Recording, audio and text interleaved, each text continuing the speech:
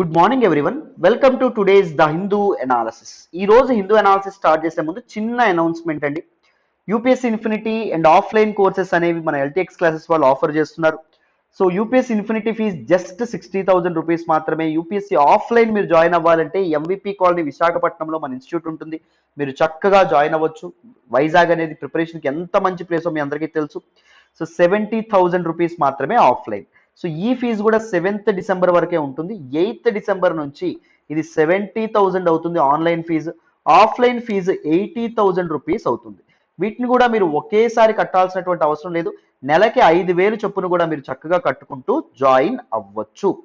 So all you need to do is call this number 7893899553. Pratyusha madam నెంబర్కి phone చేయండి. మేడంతో మాట్లాడి వైజ్ డెసిషన్ అనేది తీసుకోండి. చక్కగా జాయిన్ అయ్యే ప్రయత్నం చేయండి. లైఫ్ టైం వ్యాలిడిటీతో వస్తున్నటువంటి కోర్సెస్ అండి. మన ఇన్స్టిట్యూట్లో 5 ఆప్షనల్స్ కూడా ఆఫర్ చేస్తున్నాం.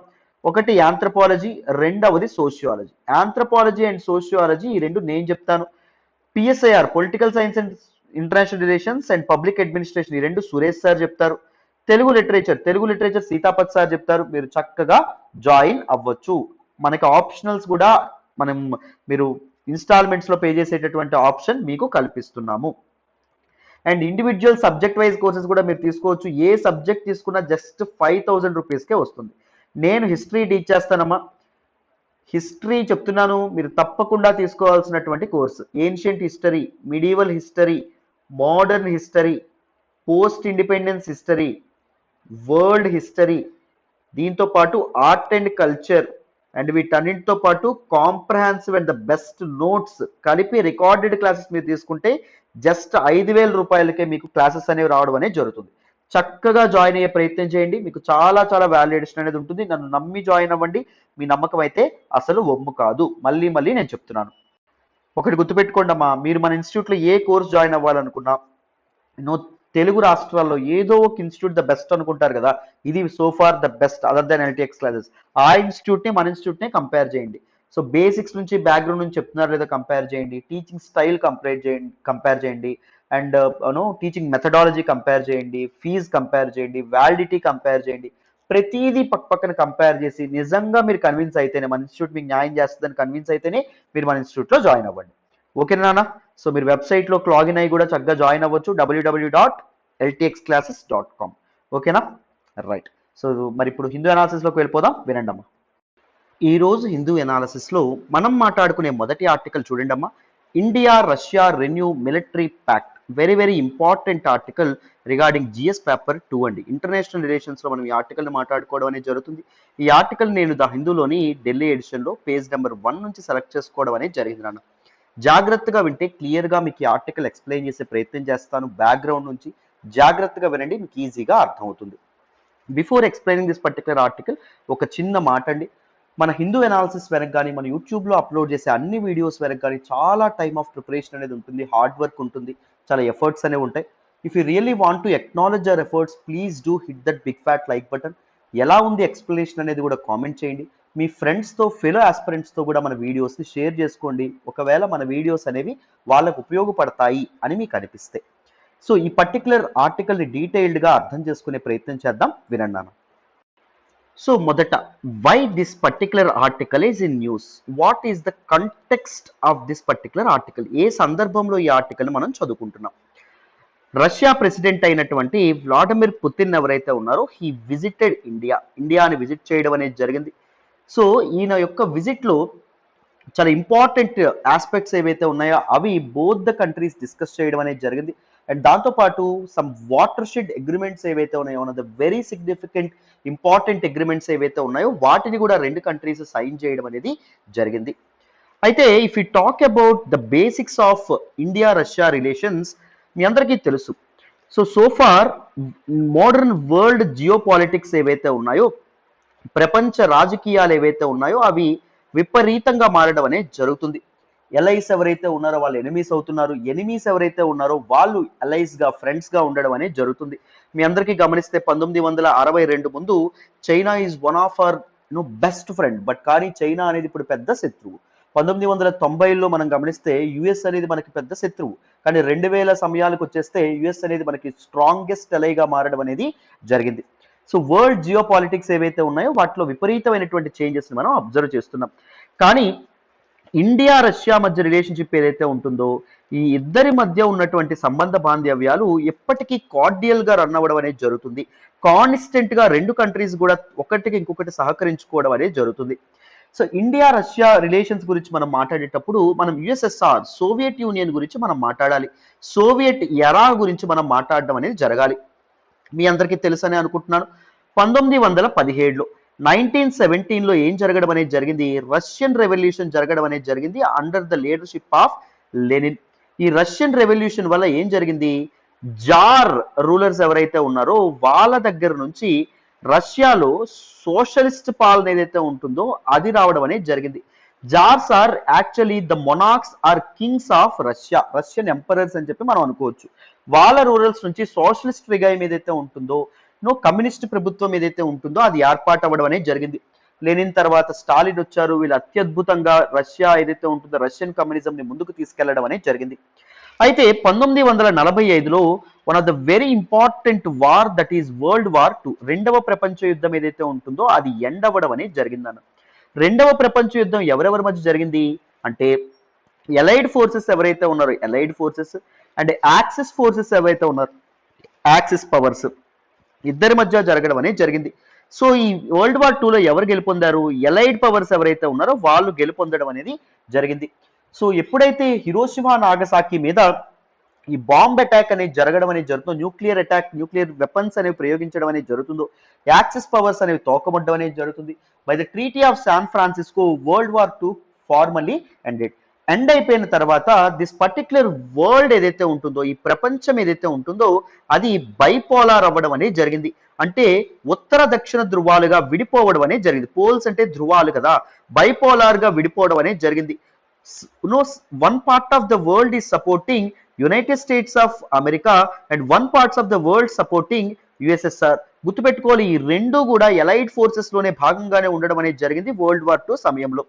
అయితే యునైటెడ్ స్టేట్స్ ఆఫ్ అమెరికాకి సోవియట్ యూనియన్ కి మధ్య జరిగినటువంటి ఈ కాన్ఫ్లిక్ట్ ఏదైతే ఉంటుందో దాన్ని మనం ఏ రకంగా వ్యవహరిస్తామంటే కోల్డ్ వార్ అనేటటువంటి పేరుతో వ్యవహరిస్తాం. Cold war is not exactly a war but it is a quasi war అని చెప్తామండి. క్వాజీ అనే పదం ఎక్కడ మీకు వచ్చినా గుర్తుపెట్టుకోండి, look alike or act alike అని చెప్పి అర్థం నాన్న. అంటే ఇది వార్ లాగా కనిపిస్తుంది, యుద్ధం లాగా కనిపిస్తుంది కానీ యుద్ధం కాదు. ఎప్పుడైనా యుద్ధాన్ని యుద్ధం అని ఎప్పుడు అంటాము, రెండు పార్టీస్ ఎవరైతే ఉన్నారో వాళ్ళు if they confront each other face to face, ఎదురెదురుగా ఎదురుబదురుగా పోరాటం చేశారనుకోండి, యుద్ధం చేశారనుకోండి, అటాక్ చేసుకున్నారనుకోండి, అప్పుడు మనం ఏమంటాం, యుద్ధం అంటాం. కానీ ఇక్కడ యుఎస్ఎస్ఆర్ ఎప్పుడు ఎదురెదురుగా పోరాటం చేయలేదు. అదర్స్ కాన్ఫ్లిక్ట్స్ ఏవైతే ఉన్నాయో వాటిలో ఈ వేలు పెట్టడం అనేది జరిగింది. సపోజ్ ఒక ఎగ్జాంపుల్ కింద మాట్లాడతాను.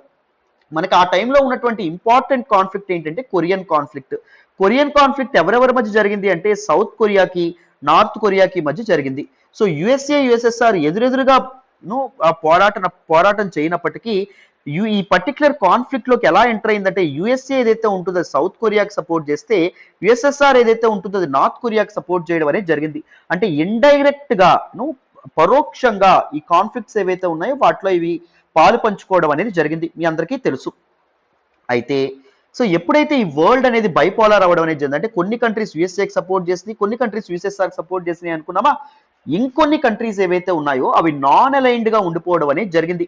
నాన్ అలైన్మెంట్ మూవ్మెంట్ అని చెప్పి అనడం అనేది జరుగుతుంది. India is one of the founding fathers of this non alignment movement. What is this non alignment movement? Bipolar అయినటువంటి టూ ఫోర్సెస్ ఏవైతే ఉన్నాయో, టూ స్పియర్స్ ఆఫ్ ఇన్ఫ్లుయెన్స్ ఏవైతే ఉన్నాయో వాటికి మనం ఎప్పుడు గుడ్డిగా సపోర్ట్ బ్లైండ్ గా సపోర్ట్ చేయకూడదు, ఇష్యూ బేస్డ్ గా వెళ్ళాలి. ఒకవేళ బ్లైండ్ గా సపోర్ట్ చేస్తే ఏమవుతుంది, వాళ్ళ పాలసీస్ ఏవైతే ఉన్నాయో అవి మన మీద ఇంపాక్ట్ చూపించడం అనేది జరుగుతుంది. This may dilute our sovereignty, మన సార్వభౌమాధికారం ఏదైతే ఉంటుందో, మన సుపీరియారిటీ ఏదైతే ఉంటుందో దాన్ని ఇది డైల్యూట్ చేయడం అనేది జరుగుతుంది.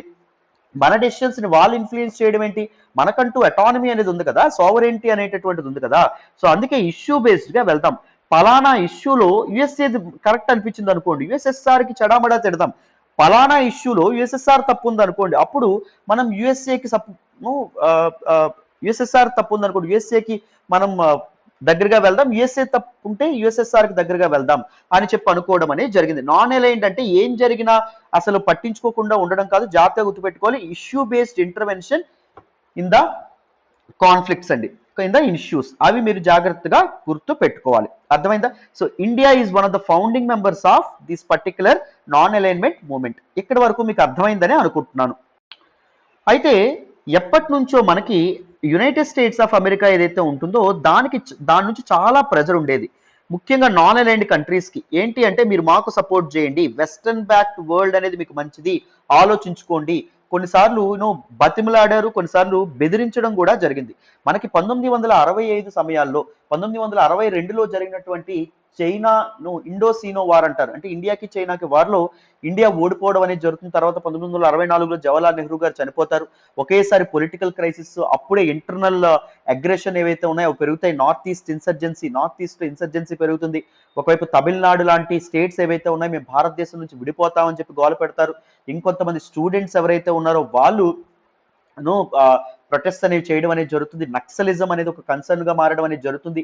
కమ్యూనిస్ట్ ఐడియాలజీ ఏదైతే ఉంటుందో దేశంలో విపరీతంగా, ముఖ్యంగా సదరన్ స్టేట్స్ ఆఫ్ కేరళ కానీ, దాంట్లో ఆంధ్రప్రదేశ్ కానీ, తెలంగాణ కానీ, ఇక్కడ కమ్యూనిస్ట్ భావజాలం విపరీతంగా పెరుగుతూ ఉండడం అనేది జరుగుతుంది. సో ఇంత అగ్రెషన్, ఇంత ఒక డిస్టర్బ్డ్ పీరియడ్ ఏదైతే ఉంటుందో 1960s లో మనం చూసాం. ఆ టైంలో ప్రైమ్ మినిస్టర్ గా ఎవరు రావడం అనేది జరుగుతుంది అంటే లాల్ బహదూర్ శాస్త్రి గారు రావడం అనేది జరుగుతుంది. లాల్ బహదూర్ శాస్త్రి గారు అధికారంలోకి వచ్చినప్పుడు ఇండియా ముందు 2 ఇబ్బందులు ఉంటాయండి. ఒకటి food insecurity, food crisis. So మన భారతీయులకు తినడానికి తిండి గింజలు కూడా లేనటువంటి పరిస్థితి. సో అసలు వ్యవసాయం అనేది పూర్తిగా అట్టడుకు వెళ్ళిపోవడం అనేది జరుగుతుంది.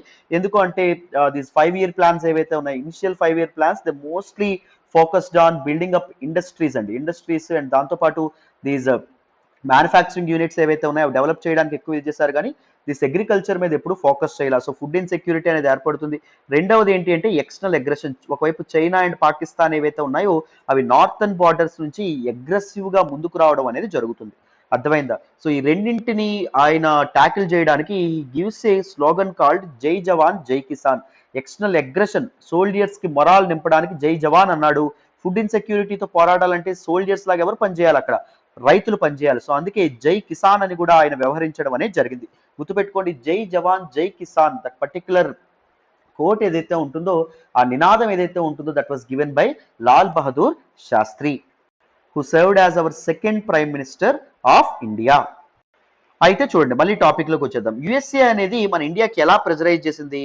సో ఇండియా వేరే కంట్రీస్ యొక్క ఎయిడ్ కోసం, సపోర్ట్ కోసం ఆలోచిస్తుంది అనమాట. ఫుడ్ మెటీరియల్స్ ఏవైతే ఉన్నాయో, వీట్ కానీ వీటన్నింటి కోసం, గోధుమలు కానీ వీటన్నింటి కోసం యుఎస్ఏ ఇండైరెక్ట్ గా బ్లాక్ మెయిల్ చేయడం అనేది జరిగింది. ఏంటి, మీరు మాకు సపోర్ట్ చేస్తేనే మేము మీకు తిండి పెడతాము. ఇండియా అప్పుడు ఏం డిసైడ్ అయిందంటే ఆకలితో చావనైనా చస్తాను కానీ నాన్ అలైన్డ్ పోస్చర్ నుంచి, నాన్ అలైన్డ్ స్టాన్స్ నుంచి నేను బయటపడను, నేను ఒక కంట్రీకి కంప్లీట్ గా సపోర్ట్ చేయను అనుకుంటుంది. బట్ ఇండియా పేరుకి నాన్ అలైన్డ్ గా ఉన్నప్పటికీ in most of the issues, issue based intervention అని చెప్పినప్పటికీ in most of the issues USSR వైపు అడుగులు వేయడం అనేది జరిగింది, సోవియట్ యూనియన్ వైపు అడుగులు వేయడం అనేది జరిగింది. ఎందుకు అంటే India adopted a policy of socialism. So India is a socialist nation అని చెప్తాం కదా, సంక్షేమ రాజ్యం అనేది ఏర్పాటు చేయాలని చెప్పి అనుకున్నారు. ఎప్పుడైతే ఐడియాలజీస్ అనేవి సిమిలర్ గా ఉండడం అనేది జరిగిందో India more incline towards USSR అండి. 1991 తర్వాత యుఎస్ఎస్ఆర్ ఎప్పుడైతే కొలాప్స్ అయిందో తర్వాత మనం ఏం చేయడం అనేది జరిగింది, క్విక్ గా మనం యుఎస్ఎస్ఆర్ మీద మనం చాలా భారం వేసాం. బట్ యుఎస్ఎస్ఆర్ మనం వేసినటువంటి బెట్ ఏదైతే ఉంటుందో అది ఓడిపోయే స్టేజ్కి వచ్చింది, విపరీతంగా ఓడిపోయాం. సో ఘోరాతి ఘోరంగా ఓడిపోయాం, యుఎస్ఎస్ఆర్ కొలాప్స్ అయిపోయింది. ఇప్పుడు మనకు ఒకే సుపీరియర్ పవర్ అమెరికాని కల్పిస్తుంది. అమెరికాకి దగ్గర అవ్వాలి అంటే మనం మన ఫారెన్ పాలసీ, మన విదేశాంగ విధానం ఏదైతే ఉంటుందో దాన్ని మార్చుకోవడమే కాకుండా అప్పటి వరకు యుఎస్ఎస్ఆర్ పక్కన ఉన్న మనం అమెరికాకి దగ్గర అవ్వాలంటే అమెరికా ఊరుకుంటుందా? అమెరికాకి దగ్గర అవ్వాలంటే ఏం చేయాలి, మనం ఇంటర్నల్ పాలసీస్ కూడా మార్చాలి. సో ఇంటర్నల్ పాలసీస్ మార్చడానికి మనం ఏం చేసాం, ఎల్పిజి రిఫార్మ్స్ కూడా తీసుకురావడం అనేది జరిగింది. ఎల్పిజి రిఫార్మ్స్ తీసుకురావడానికి ఎకానమీని స్పీడప్ చేయడం, ర్యాంపప్ చేయడం అనేది ఒకటే కారణం కాదు, మన ఫారెన్ పాలసీ ఏదైతే ఉంటుందో దానిలో కూడా చేంజెస్ అనేవి తీసుకురావడానికి. మీకు ఇక్కడ వరకు క్లారిటీ వచ్చిందని అనుకుంటున్నాను. ఎప్పుడైతే ఎల్పిజి రిఫార్మ్స్ ద్వారా ఇండియా అనేది సోషలిస్ట్ నేచర్ నుంచి క్యాపిటలిస్ట్ నేచర్ వైపు అడుగులు పెట్టడం అనేది జరిగిందో అప్పటి నుంచి అమెరికాకి మనం చాలా వరకు దగ్గర అవ్వడం అనేది జరిగింది నాన్న. అండ్ దాంతోపాటు Indian space sector, Indian space sector కూడా ఇంత అద్భుతంగా ఉంది అంటే మనం స్పేస్ సెక్టార్లో ఇన్ని విజయాలు సాధిస్తున్నామంటే దానికి మెయిన్ కారణం ఎవరో తెలుసా? యుఎస్ఎస్ఆర్ అమ్మ. యుఎస్ఎస్ఆర్ ఉన్నంత కాలం మనకి టెక్నాలజికల్ సపోర్ట్ అందించింది. ఎప్పుడు అవసరం అంటే అప్పుడు తన ఆపన్న హస్తాన్ని అందించడం అనేది జరిగింది. That is the reason why we share close relations with no Soviet countries. So 15 Soviet nations ఏవైతే ఉన్నాయో వాటితో మంచి రిలేషన్స్ అనేవి మనం మెయింటైన్ చేయడం అనేది జరుగుతుంది. ఉజ్బెకిస్తాన్, సెంట్రల్ ఏషియన్ నేషన్స్ అయిన Uzbekistan, Turkmenistan, Kazakhstan, Kyrgyzstan, though though they are Islamic nations, they still support India. Why? Because they are once part of USSR.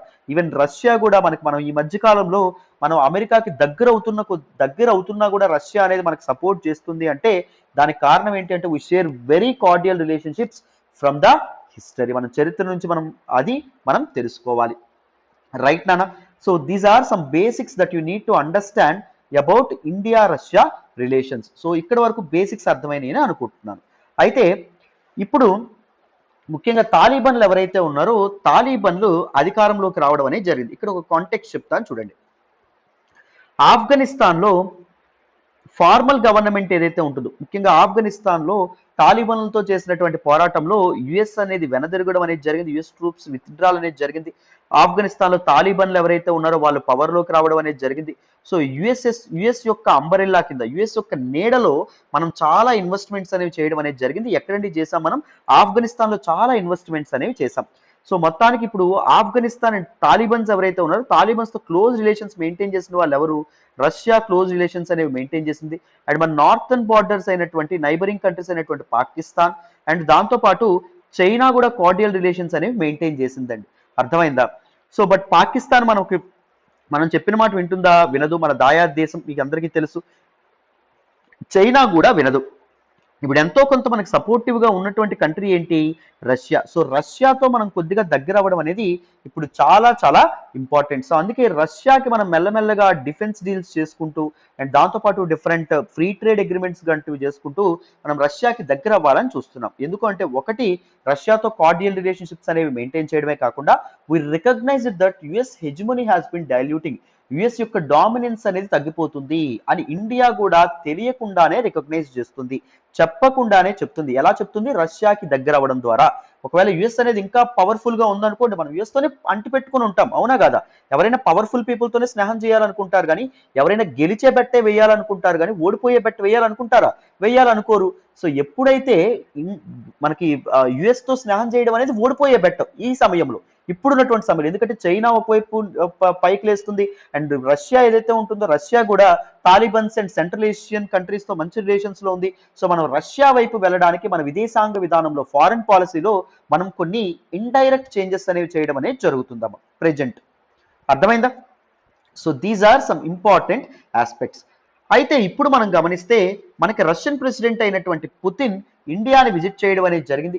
So ఇండియాని విజిట్ చేసినప్పుడు the first ever 2+2 ministerial meeting with India conduct చేయడం అనేది జరిగిందమ్మా. So ఇండియాకి రష్యాకి మొదటి 2+2 ministerial meeting ఏదైతే ఉంటుందో అది జరగడం అనేది జరిగింది.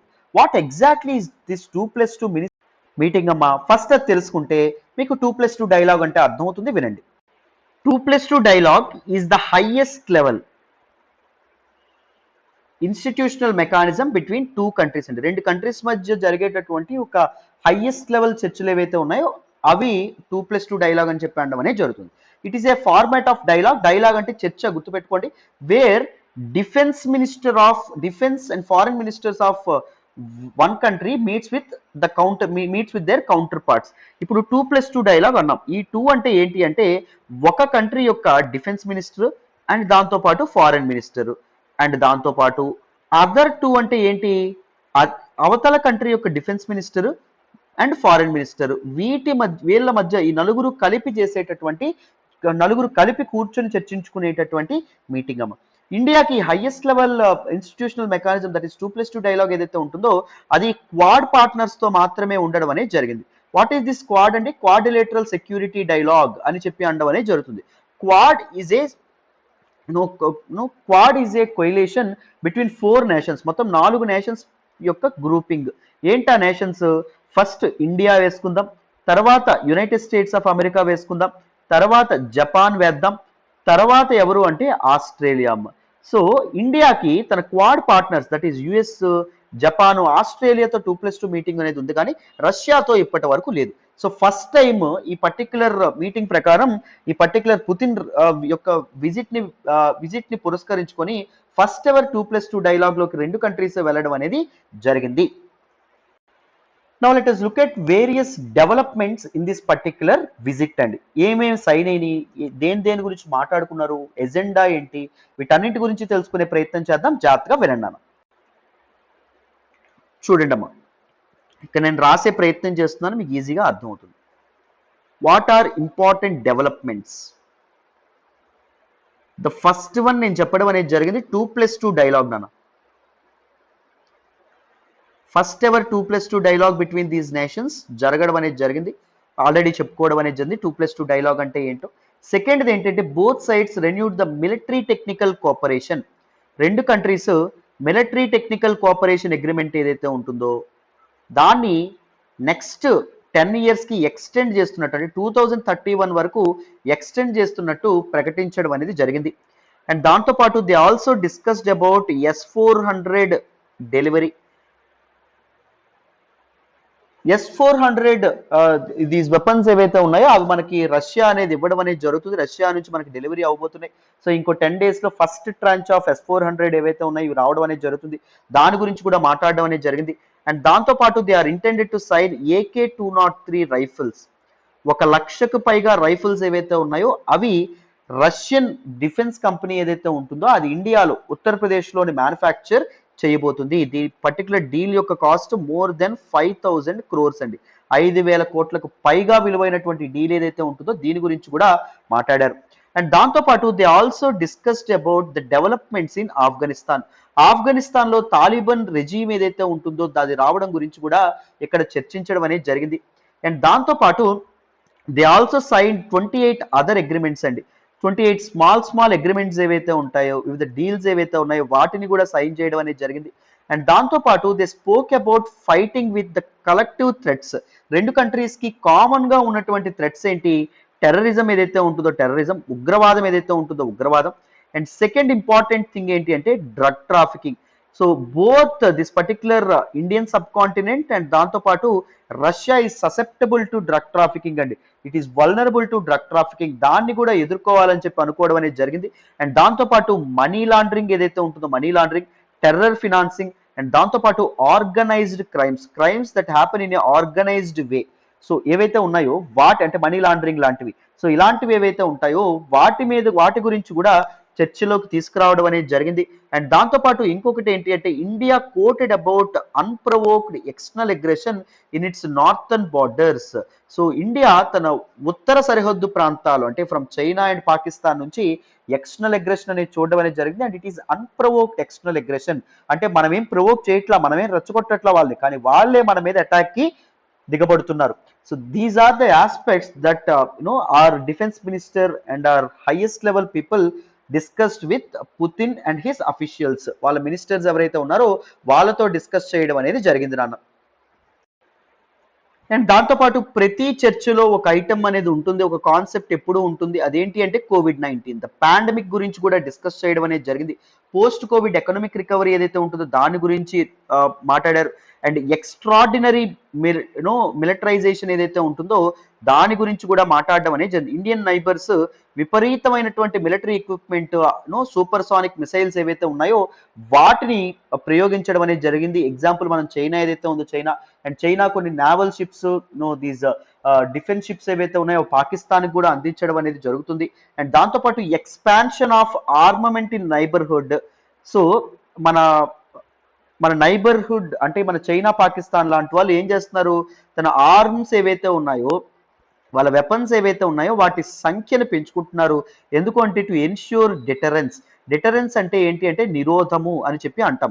అవతల పార్టీ మన మీద అటాక్ చేయకుండా నిరోధించాలి అంటే ఏం చేయాలి, మనం తప్పకుండా మన డిఫెన్స్ ఏదైతే ఉంటుందో దాన్ని మనం పెంచుకోవాలి, డిఫెన్స్ ఎబిలిటీని పెంచుకోవాలి. ఇప్పుడు సపోజ్ మన దగ్గర ఎక్కువ వెపన్స్ ఉన్నాయనుకోండి, అవతల కంట్రీ ఏం చేయడం అనేది జరుగుతుంది, మన మీద అటాక్ చేయడానికి సిద్ధపడదు. ఎందుకంటే మన దగ్గర ఎక్కువ వెపన్స్ ఉన్నాయి, మనం వెంటనే స్ట్రాంగ్గా గట్టిగా తిరగబడతామని చెప్పి వాళ్ళకి తెలుస్తుంది. కాబట్టి అర్థమైందా?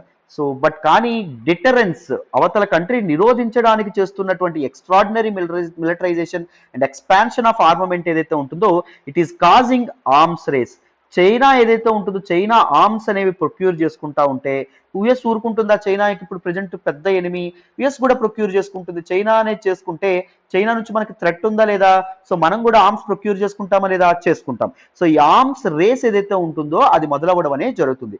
చేతిలో వెపన్ ఉందనుకోండి, ఖాళీగా ఉంటుందా? చెయ్యి దురద పెడుతుంది. ఏం చేస్తారు? అటాక్స్ అనేవి చేస్తారు. సో దానివల్ల వరల్డ్ పీస్, ప్రపంచ శాంతి ఏదైతే ఉంటుందో దానికి భంగం వాటిల్లడం అనేది జరుగుతుంది. అర్థమైందా? ఇది మనకి చెప్పడం అనేది జరిగిందమ్మా. అండ్ దాంతోపాటు 2 ఇంపార్టెంట్ అగ్రిమెంట్స్ కూడా సైన్ చేయబోతున్నారు. ఫస్ట్ ఇది ఏంటి అంటే రెలోస్ అంటే ఏంటి అంటే reciprocal exchange of logistics agreement. So ఈ నావల్ లాజిస్టిక్స్ ఏవైతే ఉంటాయో ఒక కంట్రీ వేరే కంట్రీకి లాజిస్టిక్ సపోర్ట్ అందించడానికి లాజిస్టిక్ కోఆపరేషన్ అగ్రిమెంట్ అనేవి జరుగుతుంది. సో రెలోస్ అనేటటువంటి అగ్రిమెంట్ ఏదైతే ఉంటుందో అది కూడా సైన్ చేయడం అనేది జరిగింది. And navy to navy cooperation కూడా అందిస్తాము అనే విధంగా 2 కంట్రీస్ మాట్లాడడం అనేది జరిగింది. అండ్ దాంతోపాటు S-400 long range air defence system ఏదైతే ఉంటుందో దాని డెలివరీ కూడా 10 రోజుల్లో స్టార్ట్ చేస్తామని రష్యా అనేది చెప్పింది. అండ్ వీఆర్ రెడీ, మేము రెడీగా ఉన్నాము రిసీవ్ చేసుకోవడానికి డెలివరీని, వీళ్ళని త్వరగా పంపించండి అన్నట్టే ఇండియా మాట్లాడడం అనేది జరిగింది. ఈ S-400 కాంట్రవర్సీ మీకు తెలుసనే అనుకుంటున్నాను. ఒకవేళ ఇండియా S-400 డిఫెన్స్ సిస్టమ్ తీసుకుంటే it may attract CAATSA countering American adversary to sanction act of మనకి 2017 ప్రకారంగా అమెరికా భారతదేశం మీద ఆంక్షలు అనేవి విధించవచ్చు కదా. సో ఇప్పుడు ఒక పెద్ద ఒక పాయింట్ ఆఫ్ కన్సర్న్ గా ఉంది. ఎందుకంటే America, so India is one of the strongest ally and strategic partner of America. మరి ఇండియా మీద కూడా క్యాట్స్ యాక్ట్ ప్రయోగిస్తుందో లేదో చూడాలి. ఆ కౌంటరింగ్ అమెరికన్ అడ్వర్సరీస్ అంటే శత్రువు అండి. అమెరికన్ శత్రువులు ఎవరైతే ఉన్నారో వాళ్ళతో నువ్వు డిఫెన్స్ డీల్స్కి వెళ్ళావు అనుకోండి, అప్పుడు అమెరికా నీ మీద ఆంక్షలు అనేవి వేస్తుంది. అంటే మనం ఎక్స్పోర్ట్ చేసేటటువంటి ఐటమ్స్ మీద ఎక్కువ పన్నులు వేయడం కానీ, లేకపోతే మన ఎంబసీ ఏవైతే ఉన్నాయో మన ఎంబసీస్ పీపుల్ ఎవరైతే ఉన్నారో వాళ్ళని తిరిగి పంపించేయడం కానీ, ఇలాంటివి చాలా ఉంటాయి అన్నమాట ఆంక్షలు. అర్థమైంది? ఎక్కువగా ఎకనామిక్ శాంక్షన్స్ ఏవైతే ఉన్నాయో అవి వేయడం అనేది జరుగుతుంది. బట్ నాకు తెలిసినంత వరకు అమెరికా వేయదని అనుకోవాలి. ఎందుకంటే ఇండియా యొక్క అవసరం అమెరికాకి చాలా ఎక్కువ ఉంది. ఎందుకంటే చైనీస్ అగ్రెషన్ అనేది విపరీతంగా పెరుగుతుంది. చైనీస్ డామినెన్స్ అనేది ప్రపంచం చూస్తుంది. చైనీస్ డామినెన్స్ ని కట్టడి చేయాలంటే, రీజనల్ లెవెల్లో దీన్ని బ్లాక్ చేయాలంటే చైనాకి ఒక పెద్ద ఎగనెస్ట్ గా ఉన్నటువంటి పార్టీ ఏంటంటే ఇండియా. సో ఇండియాను ఉపయోగించుకుని చైనీస్ అగ్రెషన్ అమెరికా కంట్రోల్ చేయొచ్చు. బట్ కానీ మరి ఏం చేస్తుందో చూడాలి. ఎవరండి? మన అమెరికా. అర్థమైందా? సో అమెరికా శాంక్షన్స్ వస్తాయని తెలిసిన ఇండియా చూసారా మనకి రైఫిల్స్ ఏవైతే ఉన్నాయో these AK-203 assault rifles 6.1 lakh assault rifles మనం తెచ్చుకుంటున్నాం. ఎక్కడి నుంచి? రష్యా నుంచి. రైట్, అదే ఇక్కడ రష్యన్ కంపెనీ ఇక్కడ మనకు మ్యానుఫ్యాక్చర్ చేయడం అనేది జరుగుతుంది. సో ఇండియా తగ్గేదేలే అని ముందుకెళ్తుంది. రైట్. సో ఇంత కాంప్రహెన్సివ్గా మీరు ఒక ఆర్టికల్ని డిస్కస్ చేయాలి. If you read the between lines అనేవి మీకు చదవడం వస్తే మీకు మన అనాలిసిస్ పని కూడా ఉండదు. సో కన్సిస్టెంట్గా హిందూ అనాలిసిస్ ఫాలో అవ్వండి, మీకు చాలా వాల్యూ ఎడిషన్ అనేది ఉంటుంది. ప్రతి ఆస్పెక్ట్ బ్యాక్గ్రౌండ్ నుంచి బేసిక్స్ నుంచి ఇలాగే నేర్చుకోవాలనుకుంటే మన యూపీఎస్సీ ఇన్ఫినిటీలో జాయిన్ అవ్వండి. మీకు చాలా చాలా వాల్యూ ఎడిషన్ అనేది ఉంటుంది. నన్ను నమ్మి జాయిన్ అవ్వండి. మీ నమ్మకం అయితే అసలు ఒమ్ము కాదు. అండ్ నేను హిస్టరీ కూడా టీచ్ చేస్తాను. ఒకవేళ నా స్టైల్ ఆఫ్ టీచింగ్ నచ్చుతున్నట్లయితే హిస్టరీ జాయిన్ అవ్వండి అమ్మ. ఎందుకంటే ancient history, medieval history, modern history, post independence history, world history and దాంతోపాటు ఆర్ట్ అండ్ కల్చర్ ఇవన్నీ కలిపి రికార్డెడ్ క్లాసెస్ మీకు జస్ట్ 5,000 రూపీస్కి వస్తాయి. Make use of this opportunity. Life time వ్యాలిడిటీతో వచ్చేటటువంటి కోర్స్. ఓకేనా? మరి నెక్స్ట్ ఆర్టికల్ మాట్లాడదాం. జాగ్రత్తగా వినండి అమ్మా. ఈరోజు హిందూ అనాలిసిస్లో మనం మాట్లాడుకునే నెక్స్ట్ ఆర్టికల్ చూడండి అన్న. Naga killings point to ఆఫ్స్పా pitfalls. Very very important article regarding GS paper 3 అండి. Security related article. ఈ ఆర్టికల్ని నేను ద హిందూలోని ఢిల్లీ ఎడిషన్లో పేజ్ నెంబర్ 9 నుంచి సెలెక్ట్ చేసుకోవడం అనేది జరిగింది. జాగ్రత్తగా వింటే క్లియర్గా ఈ ఆర్టికల్ని ఎక్స్ప్లెయిన్ చేసే ప్రయత్నం చేస్తాను. జాగ్రత్తగా వినండమ్మా. సో చూడండి అన్న, AFSPA arm forces special powers act, దీని గురించి మనం తెలుసుకునే ముందు మనం why we are reading about AFSPA, what exactly is the context అనేటటువంటిది మనం తెలుసుకోవాలి. So first north east is home for a lot many insurgent groups అండి. చాలా ఇన్సర్జెంట్ గ్రూప్స్ ఏవైతే ఉన్నాయో దానికి ఒక ప్లాట్ఫామ్ అండ్ దానికి ఒక ల్యాండ్ అని చెప్పి మనం నార్త్ ఈస్ట్ ఇండియా ఏదైతే ఉంటుందో, ఈశాన్య భారతదేశం ఏదైతే ఉంటుందో దాన్ని మనం చెప్పుకోవచ్చు. All the north eastern states they are susceptible, they are vulnerable for insurgency అమ్మ. ఇన్సర్జెన్సీ అంటే ఆర్మ్డ్ రెబలియన్ లేదా తిరుగుబాటు అని సింపుల్ గా మనం అనడం అనేది జరుగుతుంది. సో ఎందుకు నార్త్ ఈస్ట్ లో ఇన్సర్జెన్సీ అనేది ఉండడం అనేది జరిగింది అంటే మనం కొలనియల్ పీరియడ్ లోకి వెళ్ళాలి. So colonial period is the period during which India was made a colony of British వాళ్ళు భారతదేశాన్ని పరిపాలించడం అనేది జరిగింది. So in their administration under their rule, under their government they came up with many forest laws అండి. చాలా అటవీ చట్టాలు ఏవైతే ఉన్నాయో అటవీ చట్టాలను వాళ్ళు తీసుకురావడం అనేది జరిగింది. దీస్ ఫారెస్ట్ లాస్ ఏవైతే ఉన్నాయో they deprived the rights of tribal people. So ఆదివాసీలు ఎవరైతే ఉన్నారో వాళ్ళు అడవిని తల్లిలా భావిస్తారు. ఆ అడవి తల్లి యొక్క సంపద అంతా తమది అన్నట్టు వాళ్ళు భావించడం అనేది జరుగుతుంది. బట్ కానీ వాళ్ళ నివాసం ఉండేటటువంటి అడవుల మీద అండ్ దాంతోపాటు వాళ్ళు ఉండేటటువంటి ప్లేసెస్ మీద వాళ్ళ హక్కులు ఏవైతే ఉంటాయో వాటిని కాలరాయడం అనేది జరిగింది, వాటిని దూరం చేయడం అనేది జరిగింది. దీస్ ఫారెస్ట్ లాస్ ఏవైతే ఉన్నాయో forest laws. And this tribal people ఎవరైతే ఉన్నారో this started rebelling upon the colonial government, that is Britishers. British వాళ్ళు ఎవరైతే ఉన్నారో వాళ్ళ మీద చాలా చాలా ట్రైబల్ రెబలియన్స్ ఏవైతే ఉన్నాయో, ట్రైబల్ కాన్ఫ్లిక్ట్స్ లోకి వాళ్ళు వెళ్ళడం అనేది జరిగింది, మీ అందరికీ తెలుసు. అయితే భారతదేశానికి మొత్తానికి స్వాతంత్రం వచ్చేసింది 1947లో. 1947లో ఇండియా అనేటటువంటి ఒక మోడర్న్ నేషన్ ఎప్పుడైతే ఫామ్ అయిందో, ఫామ్ అయిన తర్వాత ఇండియాని ఇప్పుడు గవర్న్ చేసేది ఎవరు అంటే ఇండియన్ యూనియన్ అని చెప్పి తెలిసింది. ఎవరికి? ట్రైబల్ పీపుల్ ఎవరైతే ఉన్నారో ట్రైబల్ పీపుల్. ఈ ట్రైబల్ పీపుల్ అప్పుడు ట్రైబల్ పీపుల్ కి సెన్స్ ఆఫ్ నేషనలిజం అనేది ఉండేది కాదు. ఏముండేది కాదు నాన్న? సెన్స్ ఆఫ్ నేషనలిజం అనేది ఉండేది కాదు. అండ్ దాంతో పాటు దిస్ నేషనలిజం, జాతీయవాదం అనేటటువంటి భావన, నేషనలిజం అంటే the sense of belongingness to one nation, ఇది నా దేశం, వీళ్ళు నా ప్రజలు అనేటటువంటి భావన. బ్రిటిష్ వాళ్ళు కూడా ఏం చేశారు, మెయిన్లాండ్ లో అంటే మనకి బెంగాల్, మద్రాస్ ప్రావిన్సెస్, ఇది బాంబే ప్రావిన్స్, ఇలాంటి మెయిన్లాండ్ ఇండియా ఏదైతే ఉంటుందో అక్కడ విపరీతంగా రేజ్ అవుతున్నటువంటి నేషనలిజం, మేమంతా భారతీయులు అనేటటువంటి భావన్ని నార్త్ ఈస్ట్ కి వెళ్లకుండా అడ్డుకోవడం అనేది జరిగింది. So the north east people you know ఇప్పుడు they feel that they are part of India, కానీ ఒకప్పుడు మేము భారత భూమిలో పార్ట్ కాదే, మాది పలానా. ఇప్పుడు నాగాస్ మాది ఒక ఎథ్నిక్ గ్రూప్. మేము ఏన్షియంట్ టైమ్స్ నుంచి అంటే బ్రిటిష్ వాళ్ళు రాకముందు ప్రీ కొలినియల్ ఎరాలో మేము ఎలా అయితే పరిపాలించబడ్డామో మేము అలాగే పరిపాలించబడతాం. మాకంటూ అటానమీ అనేది కావాలి, స్వయం ప్రతిపత్తి అనేది కావాలి. ఎవరు? Indian union. ఇప్పటి వరకు these alien powers, that is Britishers, they ruled over us. ఇప్పుడు ఇండియన్ యూనియన్ అని చెప్పి నాయకులు ఎవరైతే ఉన్నారో వీళ్ళు మమ్మల్ని పరిపాలిస్తారంట. అది ఎక్కడ కుదురుతుంది? మేము చాలా పోరాడి స్వాతంత్రం ఏదైతే ఉంటుందో, బ్రిటిష్ వాళ్ళని మా ప్రాంతాల నుంచి వెళ్ళగొట్టింది, మా ప్లాంటేషన్స్ నుంచి తరిమేసింది, వేరే ఇంకొక ఫోర్స్ తో మేము గవర్న్ చేయబడ్డానికా, మేము అడ్మినిస్టర్ చేయబడ్డానికా? అది ఎలా కుదురుతుంది? అలా కుదరదు కదా అని చెప్పి వీళ్ళు ఏం చేశారు అంటే ఇన్సర్జెన్సీ అనేది స్టార్ట్ చేశారు. సో ఇండియన్ యూనియన్, భారత ప్రభుత్వం ఏదైతే ఉంటుందో దానికి ఎగనెస్ట్ గా చాలా రెబలియన్ అటాక్స్ ఏవైతే ఉన్నాయో అవి చేయడం అనేది జరిగింది. సో ఈ అటాక్స్ ఏవైతే ఉన్నాయో they posed direct threat to integrity of India, భారతదేశ సమగ్రత ఏదైతే ఉంటుందో సమగ్రతకి, అండ్ దాంతోపాటు యూనిటీ ఆఫ్ ఇండియా, భారతదేశ ఐక్యతకి అవి ఒక థ్రెట్ గా మారడం అనేది జరిగింది. These people wanted to secede from India, these people wanted to be separated from India and make their own country. వాళ్ళకంటూ సెపరేట్ కంట్రీస్ వీళ్ళు అడుగుతున్నారు. సో భారతదేశ సమగ్రతకి, యూనిటీకి ఏదైతే ఉంటుందో యూనిటీకి ముప్పు వాటిల్లినప్పుడు ఈ సెపరేటిస్ట్ వేర్పాటువాదం ఏదైతే ఉంటుందో అది రాజ్యం ఏలుతున్నప్పుడు సో గవర్నమెంట్ కి ఈ ఆఫ్స్పా arm forces special powers act ఏదైతే ఉంటుందో అది తీసుకురాక తప్పలేదు. అర్థమైందా నాన్న? సో ఆఫ్స్పా ఏదైతే ఉంటుందో this bill was passed by both the houses of parliament and it was approved by the president. Bill president రెండు హౌసెస్ పాస్ చేసిన తర్వాత రాష్ట్రపతి దాని మీద అసెంట్ వేస్తేనే కదా చట్టం అవుతుంది. సో ప్రెసిడెంట్ ఎప్పుడు ఆమోదించడం అనేది జరిగింది? సెప్టెంబర్ 11th 1958 ఈ arm forces special powers act ఏదైతే ఉంటుందో దీన్ని ఆమోదించడం అనేది జరిగింది. రైట్?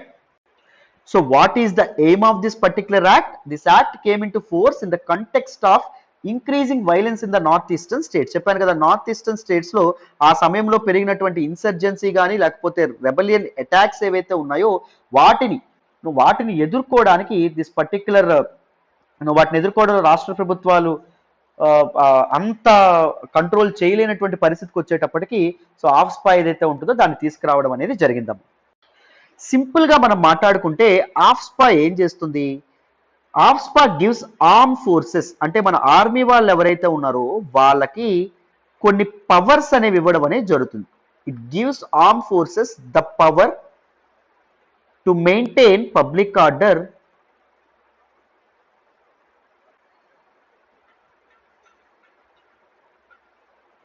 ఇన్ డిస్టర్బ్డ్ ఏరియాస్ నాన్న. సో మీరు జాగ్రత్తగా గుర్తుపెట్టుకోవాలి, ఇక్కడ ఒక పదం వాడాను, డిస్టర్బ్డ్ ఏరియాస్. ఇంతకీ డిస్టర్బ్డ్ ఏరియాస్ అంటే ఏంటో చూడాలి.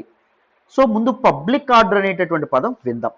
సో మీ అందరికీ తెలుసు, మన కాన్స్టిట్యూషన్, మన రాజ్యాంగంలో షెడ్యూల్ 7 ఆఫ్ ద కాన్స్టిట్యూషన్ ఉంటుంది. Schedule 7 of the constitution comprises of 3 list. నేను చాలాసార్లు చెప్తాను, ఒకటి union list or centre list అంటాం, రెండవది స్టేట్ లిస్ట్ అంటాం, మూడవది కాన్కరెంట్ లిస్ట్ అని చెప్పి అనడం అనేది జరుగుతుంది. Union list or centre list లో ఉండేటువంటి సబ్జెక్ట్స్ ఏవైతే ఉంటాయో వాటి మీద చట్టాలు ఎవరు చేయొచ్చు? సెంట్రల్ గవర్నమెంట్ చేయొచ్చు. సపోజ్ ఎగ్జాంపుల్ కింద మాట్లాడుకుంటే డిఫెన్స్ కింద చట్టాలు ఎవరు చేయొచ్చు? సెంట్రల్ గవర్నమెంట్ మాత్రమే చేయొచ్చు. స్టేట్ లిస్ట్ లో ఉండేటటువంటి సబ్జెక్ట్స్ మీద రాష్ట్రాలు మాత్రమే చేయొచ్చు. స్టేట్ లిస్ట్ లో ఏముంటుంది? లా అండ్ దాంతో పాటు పబ్లిక్ ఆర్డర్ ఉండడం అనేది జరుగుతుంది. లేకపోతే హెల్త్ అనేది కూడా స్టేట్ సబ్జెక్ట్ గా ఉండడం అనేది జరిగింది. అండ్ దాంతో పాటు మనకి వాటర్ అనేది కూడా స్టేట్ సబ్జెక్ట్ గా ఉండడం అనేది జరిగింది. సో ఇలాంటి సబ్జెక్ట్స్ మీద ఎవరు మాత్రం చట్టాలు చేయాలి? కేవలం రాష్ట్రాలు మాత్రమే చట్టాలు అనేవి చేయాలి. ఇక్కడ చూసారా పబ్లిక్ ఆర్డర్, మరి పబ్లిక్ ఆర్డర్ ఎవరు ఇది చేయాలండి? పబ్లిక్ ఆర్డర్ని ఎవరు మెయింటైన్ చేయాలి? కంప్లీట్ గా రాష్ట్ర ప్రభుత్వాల బాధ్యత. అందుకే పోలీసులు ఎవరైతే ఉంటారో వాళ్ళు రాష్ట్ర ప్రభుత్వం అండర్లో ఉండడం అనేది జరుగుతుంది. Next concurrent list. ఈ కాన్కరెంట్ లిస్ట్ లో ఉండేటటువంటి సబ్జెక్ట్స్ మీద both centre and state can make laws అమ్మ. అర్థమైందా? ఇది మీరు గుర్తుపెట్టుకోవాలి. మరి ఇప్పుడు పబ్లిక్ ఆర్డర్ మెయింటైన్ చేయాల్సినటువంటి బాధ్యత ఎవరిది? రాష్ట్రాలది కదా. కానీ కొన్ని ఎక్సెప్షనల్ ఏరియాస్, దట్ ఈస్ వాటిని ఏం పేరు పెట్టాము? ఆఫ్స్పా కింద డిస్టర్బ్డ్ ఏరియాస్ అని చెప్పాం. ఈ డిస్టర్బ్డ్ ఏరియాస్ లో మాత్రం పబ్లిక్ ఆర్డర్ మెయింటైన్ చేసేటటువంటి పవర్ ని ఎవరికి ఇచ్చాము? ఆర్మ్ ఫోర్సెస్ కింద ఇచ్చాం. ఆర్మ్ ఫోర్సెస్ ఎవరు అండర్లో ఉండడం అనేది జరుగుతుంది? యూనియన్ డిఫెన్స్ మినిస్ట్రీ అండర్లో ఉండడం అనేది జరుగుతుందా లేదా? సో సెంట్రల్ గవర్నమెంట్ కి డిస్టర్బ్డ్ ఏరియాస్ లో లా అండ్ ఆర్డర్ మెయింటైన్ చేసేటటువంటి అధికారాన్ని ఏ చట్టం ప్రకారంగా ఇవ్వడం అనేది జరిగింది? ఆఫ్స్పా ప్రకారం ఇవ్వడం అనేది జరిగింది. మరి ఆఫ్స్పా అనేటటువంటిది ఆర్మ్ ఫోర్సెస్ కొన్ని పవర్స్ అనేవి ఇస్తుందని చెప్పామా? ఎలాంటి పవర్స్ అనేది ఇవ్వడం అనేది జరుగుతుంది నాన్న అనేది మనం తెలుసుకోవాలి. ద ఫస్ట్ పవర్ ఏంటంటే they have the authority to prohibit gathering of 5 or more persons. 5 కంటే ఎక్కువ పీపుల్ ఎవరైతే ఉన్నారో వాళ్ళు ఒక చోట గుమిగూడకుండా చూసేటటువంటి పవర్ ఏదైతే ఉంటుందో దాన్ని ఇచ్చేటటువంటి హక్కు కూడా ఉంది. ఎవరికి ఉంది? ఆర్మ్ ఫోర్సెస్ కి ఉండడం అనేది జరిగింది. They can use force or even open fire after giving due warning if they feel a person is in contravention of the law. ఈ చట్టాన్ని, ఒక పర్టికులర్ యాక్ట్ ఏదైతే ఉంటుందో ఈ చట్టాన్ని ఒక వ్యక్తి ఉల్లంఘించాడు అని చెప్పి వాళ్ళు కనిపిస్తే వాళ్ళు వార్నింగ్ ఇచ్చి ఓపెన్ ఫైర్ కూడా చెయ్యొచ్చు. అర్థమైందా? ఫోర్స్ కూడా వాడొచ్చు. వాళ్ళ మీద లాఠీ చార్జ్ ఏదైతే ఉంటుందో అది కూడా ఇది అవ్వచ్చు. If there is a suspicion, ఒకవేళ ఎవరి మీదైనా అనుమానం అనేది ఉందనుకోండి, ఎవరైనా అనుమానితుడుగా వీళ్ళకి కనిపించాడు అనుకోండి, the army can also arrest the person without warrant లేకుండా అనుమానితుడిని ఆర్మ్ ఫోర్సెస్ ఏం చేయొచ్చు? అరెస్ట్ చేయొచ్చు. అండ్ దాంతో పాటు వారెంట్ లేకుండా సెర్చ్ ఆపరేషన్స్ కూడా కండక్ట్ చేయొచ్చు ఆర్మ్ ఫోర్సెస్ ఎవరైతే ఉన్నారో ఆర్మ్ ఫోర్సెస్. అర్థమైందా? Next, any person arrested or taken into custody may be handed over to the officer in charge of the nearest police station. So పట్టుబడినటువంటి ముద్దాయి ఎవరైతే ఉన్నారో local police station కి ఆ వ్యక్తిని తీసుకువెళ్ళాలి, along with report detailing the circumstances. ఎందుకు arrest చేశారు, ఎవరు అరెస్ట్ చేశారు? ఆర్మ్ ఫోర్సెస్ అని చెప్పి లోకల్ పోలీస్ స్టేషన్ కి వాళ్ళని తీసుకువెళ్ళడం కూడా చేయొచ్చు. So these are some important powers given to the arm forces by AFSPA act అండి. మరి ఇక్కడ మీరు జాగ్రత్తగా గమనించండి, ఇక్కడ మనం ఒక పదం వాడాం. ఏం పదం వాడామన్నా?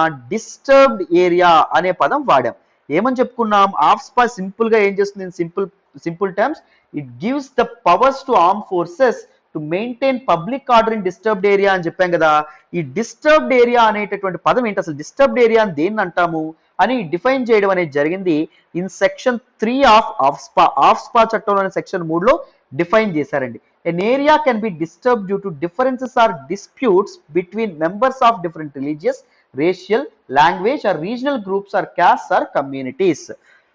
సో ఏదైనా ప్రాంతంలో ఇఫ్ దేర్ ఆర్ డిఫరెన్సెస్, వ్యత్యాసాలు ఉన్నాయి అనుకోండి, ఆర్ డిస్ప్యూట్స్ అనేవి, అల్లర్లు అనేవి కూడా చెలరేగుతున్నాయి అనుకోండి, దేన్ని బేస్ చేసుకొని, వాళ్ళ తాలూకా మతాన్ని కానీ, కులాన్ని కానీ, భాషని కానీ, వాళ్ళ తాలూకా కమ్యూనిటీని కానీ, ఎథ్నిసిటీని కానీ, జాతిని కానీ బేస్ చేసుకొని జరిగినప్పుడు ఆ ఏరియాని డిస్టర్బ్డ్ ఏరియా అని చెప్పడం అనేది జరుగుతుంది. మరి ఎవరు ఒక పర్టికులర్ ఏరియాని డిస్టర్బ్డ్ ఏరియా అని గుర్తించడం అనేది జరుగుతుంది అంటే సెంట్రల్ గవర్నమెంట్ ఏదైతే ఉంటుందో, యూనియన్ హోమ్ మినిస్ట్రీ ఏదైతే ఉంటుందో అది గుర్తించడం అనేది జరుగుతుంది. అండ్ దాంతో పాటు governor of A particular state, ఒక రాష్ట్రం యొక్క గవర్నర్ ఎవరైతే ఉన్నారో ఆయన పర్టికులర్ ఏరియాని యూనో డిస్టర్బ్డ్ ఏరియాగా గుర్తించడం అనేది జరుగుతుంది. Or administrator of union territory యొక్క అడ్మినిస్ట్రేటర్ ఎవరైతే ఉన్నారో ఆయన కూడా ఒక పర్టికులర్ రీజియన్ ని డిస్టర్బ్డ్ ఏరియాగా గుర్తించడం అనేది జరుగుతుందమ్మా.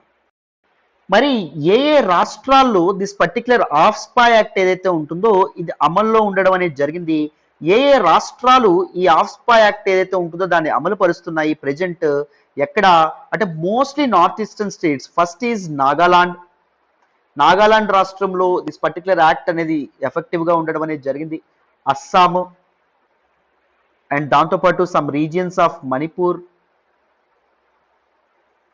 And some parts of Arunachal ప్రదేశ్లో కూడా కొన్ని పార్ట్స్లో దిస్ పర్టికులర్ ఆఫ్స్పా ఏదైతే ఉంటుందో ఇది అమల్లో ఉండడం అనేది జరిగింది, రైట్. అండ్ జమ్మూ అండ్ కాశ్మీర్లో కూడా సిమిలర్ యాక్ట్ అనేది వర్క్ చేస్తుంది. జమ్మూ అండ్ కాశ్మీర్కి మొన్న ఆర్టికల్ 370 అండ్ ఆర్టికల్ 35 ఏవైతే ఉన్నాయో అవి అబాలిష్ చేయడం ద్వారా యూనియన్ టెరిటరీస్ చేశారు కదా. ముందు ఆ రాష్ట్రానికి సంబంధించినటువంటి ఏవైతే ఉన్నాయో అవి జమ్మూ అండ్ కాశ్మీరే చేసుకునేది, వాళ్ళ అసెంబ్లీయే పూర్తిగా తీర్మానించేది. పార్లమెంట్ చేసినటువంటి చట్టాలు లైక్ ఆఫ్స్పా చట్టాలు లాంటివి ఏవైతే ఉన్నాయో అవి జమ్మూ అండ్ కాశ్మీర్ లాంటి స్టేట్స్ కి వర్తించేవి కాదు.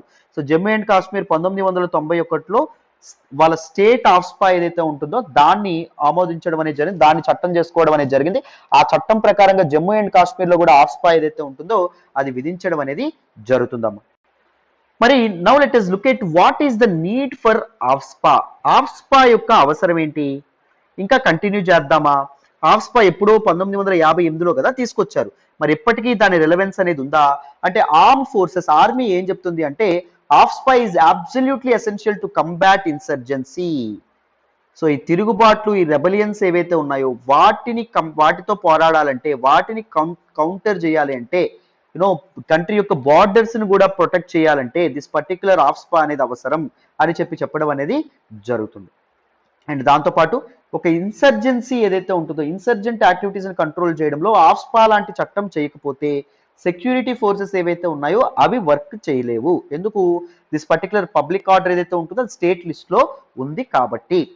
అర్థమైందా, right. And third important aspect ఏంటి అంటే army officials also cite the need to protect the morale and integrity of the army as reason not to scrutinize allegations against army personnel.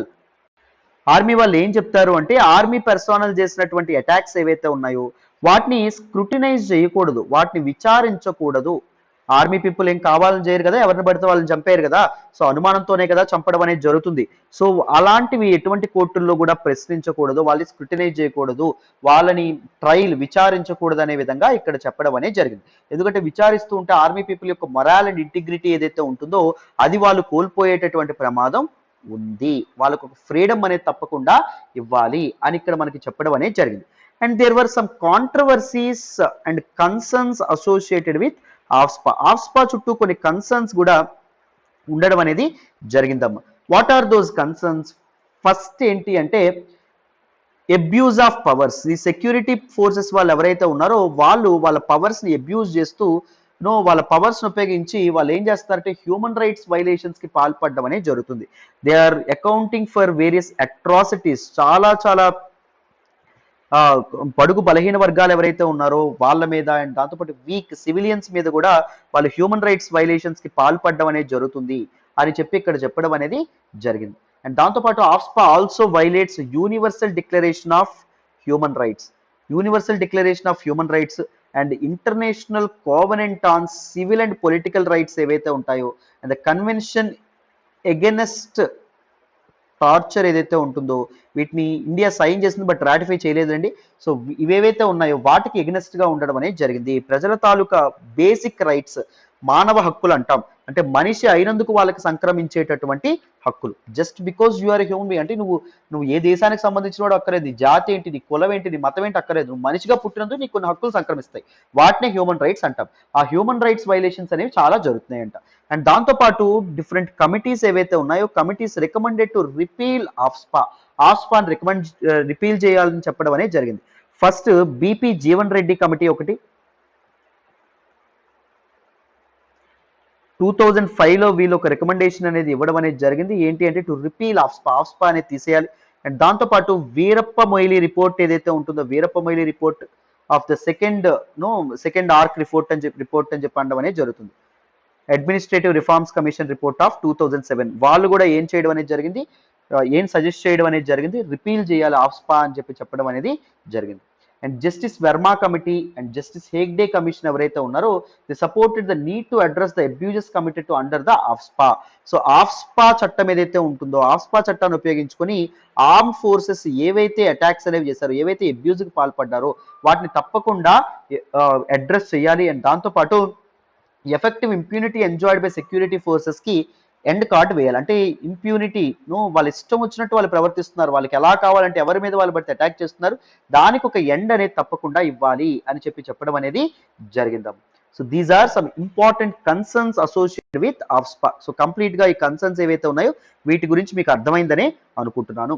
Now let us try to understand what will be the way forward. మరి ఇప్పుడు ఏం చేస్తే ఇప్పుడు repeal చేయాలా లేకపోతే ఆఫ్స్పా continue చేయడం కరెక్టా? మనం రీసెంట్ గా ఆఫ్స్పాను ఉపయోగించి ఆర్మ్ ఫోర్సెస్ 14 మంది సివిలియన్స్, పౌరులు, సామాన్య ప్రజలు ఎవరైతే ఉన్నారో వాళ్ళని పొట్టన పెట్టుకున్నారు. మరి ఏం చేయొచ్చు అంటే you can come up with an amendment to ఆఫ్స్పా. This arm forces special powers act ఏదైతే ఉంటుందో దానికి మనం ఒక సవరణ అనేది చేయొచ్చు. అండ్ దాంతోపాటు ఆర్మ్ ఫోర్సెస్ కి ఏం చెప్పాలి అంటే హ్యూమన్ రైట్స్ వైలేషన్స్ గురించి వాళ్ళని సెన్సిటైజ్ చేయాలండి.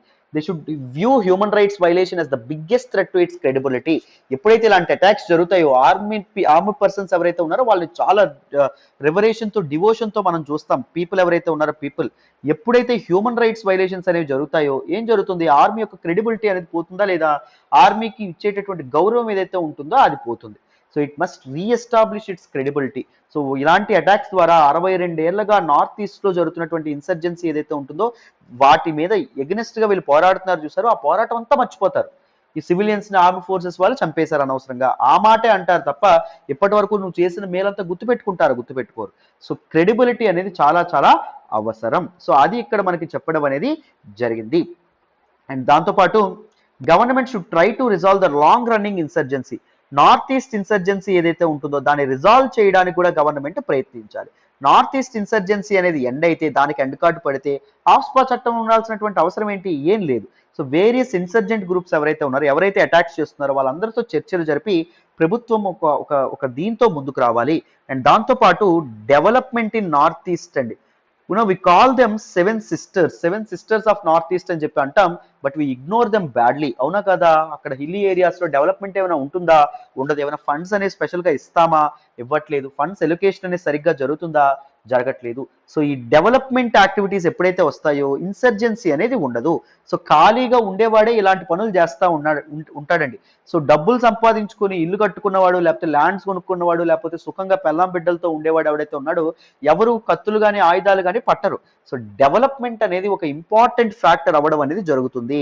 Development plays a very important role in ending north east insurgency అని చెప్పి మనం అర్థం చేసుకోవచ్చు. నార్త్ ఈస్ట్ ఇన్సర్జెన్సీ లేకపోతే ఇప్పుడు మనకి ఆఫ్స్పా యొక్క అవసరం ఉంటుందా, ఆఫ్స్పా యొక్క అవసరం ఉండదు. ఈ విధమైనటువంటి ఆస్పెక్ట్స్ మనం అర్థం చేసుకోవచ్చు. సో డీటెయిల్డ్ గా మీ అందరికీ ఆఫ్స్పా గురించి చక్కగా అర్థమైందనే అనుకుంటున్నాను. So this is all about AFSPA act and the concerns associated with it, right? So మరి నెక్స్ట్ ఆర్టికల్ మాట్లాడదాం, వినండి. ఈ రోజు హిందూ అనాలిసిస్ లో మనం మాట్లాడుకునే నెక్స్ట్ ఆర్టికల్ చూడండి, highly invasive snail spotted in Kerala. Very very important article regarding GS paper 3 అండి. ఎన్విరాన్మెంట్ అండ్ ఎకాలజీలో మనం మాట్లాడుకోవడం అనేది జరుగుతుంది. ఈ ఆర్టికల్ నేను ద హిందూలోని ఢిల్లీ ఎడిషన్లో పేజ్ నెంబర్ 5 నుంచి సెలెక్ట్ చేసుకోవడం అనేది జరిగింది. జాగ్రత్తగా వింటే క్లియర్గా మీకు ఈ ఆర్టికల్ అనేది ఎక్స్ప్లెయిన్ చేస్తాను, జాగ్రత్తగా వినండి. మనం మరి ఇప్పుడు న్యూస్లోకి ఏమొచ్చిందో తెలుసుకునే ముందు ఇన్వేజివ్ ఏలియన్ స్పీసీస్ అంటే ఏంటో మనం తెలుసుకోవాలి. ఈ ఇన్వేజివ్ ఏలియన్ స్పీసీస్ అంటే ఏంటో మీకు అర్థమైతే అప్పుడు ఈ న్యూస్లోకి ఏమొచ్చింది, ఆర్టికల్ ఏం చెప్తున్నారు అనేది మీకు అర్థమవుతుంది. సో ఇన్వేజివ్ ఏలియన్ స్పీసీస్ గురించి మీకు మెయిన్స్లో కూడా క్వశ్చన్ అనేది రావచ్చు. సో జాగ్రత్తగా వినండి, it is a recent threat now, మీకు ఈజీగా అర్థమవుతుంది. Now let us look at what exactly is this invasive alien species. Invasive alien species అంటే ఏంటో అర్థం చేసుకునే ప్రయత్నం చేద్దాం, చూడండి. So invasive alien species that occur outside their natural range.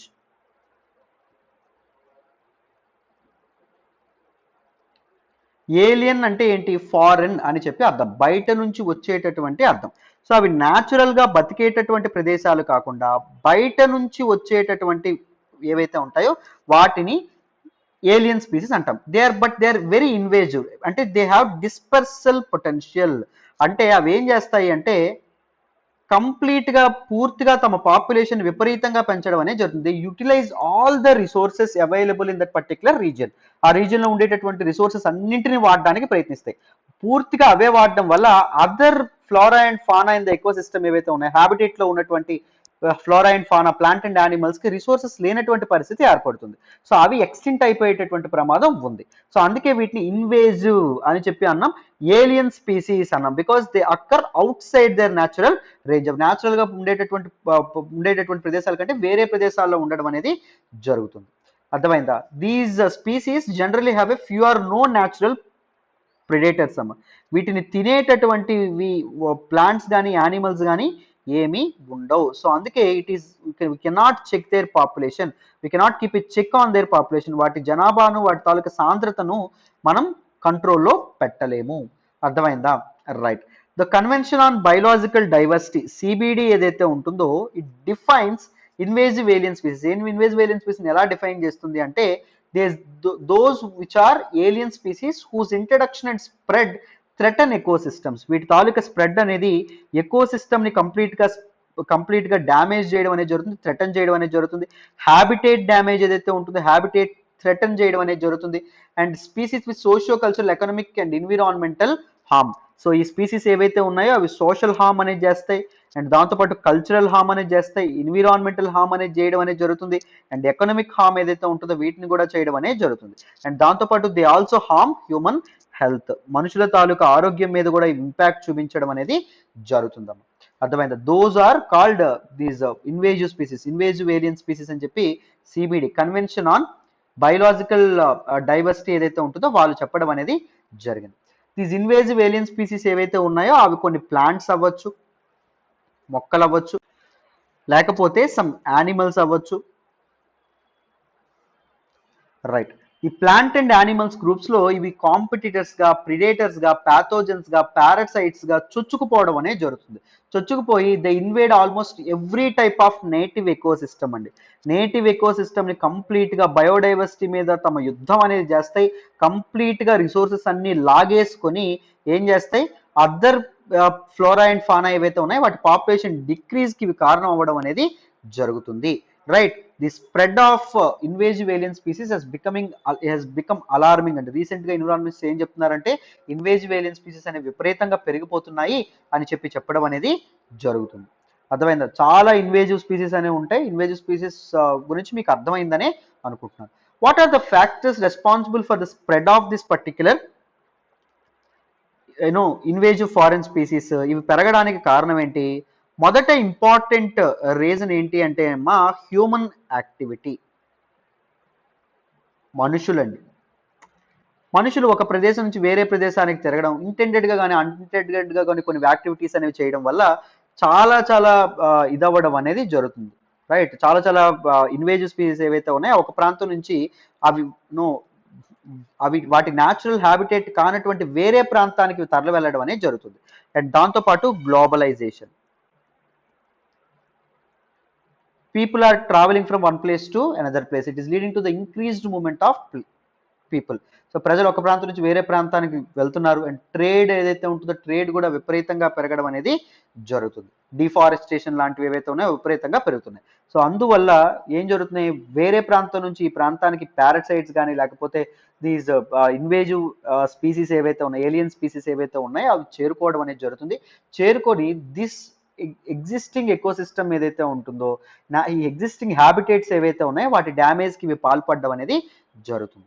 And there were many threats posed by these alien species అండి. The first important concern ఏంటి అంటే రిస్క్ టు బయోడైవర్సిటీ. బయోడైవర్సిటీకి చాలా చాలా రిస్క్ అనేది ఉండడం అనేది జరిగిందమ్మ. సో దీస్ ఇన్వేజివ్ స్పీసీస్ ఏవైతే ఉన్నాయో న్యాచురల్గా ఉండేటటువంటి ప్లాంట్ అండ్ యానిమల్స్తో లైట్ కోసం, వెలుతురు కోసం అండ్ దాంతోపాటు స్పేస్ కోసం అండ్ దాంతోపాటు ఫుడ్ కోసం ఇవి పోటీ పడ్డం అనేది జరుగుతుంది with native flora and fauna. దానివల్ల native plant species and animal species ఏవైతే ఉన్నాయో ఎక్స్టింక్ట్ అయిపోయేటటువంటి అవకాశం ఉంటుంది. సో ప్లాంట్ స్పీసీస్ ఒకవేళ ఎక్స్టింక్ట్ అయ్యాయి అనుకోండి, ఏం జరుగుతుంది, ఫుడ్ చైన్ ఏదైతే ఉంటుందో అది డ్యామేజ్ అవ్వడం అనేది జరుగుతుంది. ముఖ్యంగా హెర్బివోర్స్ ఏవైతే ఉన్నాయంటే ప్లాంట్స్ని మాత్రమే తినేవి ఏవైతే ఉంటాయో అవి ఆ యానిమల్స్ ఏవైతే ఉన్నాయో అవి ఎక్స్టింక్ట్ అయిపోయేటటువంటి అవకాశం ఉంది. Both endemic plant and animal స్పీసీస్కి ఇవి థ్రెటన్ అవుతాయండి. సో బయోడైవర్సిటీ లాస్కి ఇవి దోహదపడవచ్చు, ఇవి కారణం అవ్వచ్చు అని చెప్తున్నారు. సెకండ్ ఇంపార్టెంట్ ఆస్పెక్ట్ ఏంటంటే ఎకోసిస్టమ్ ఇంబ్యాలెన్స్.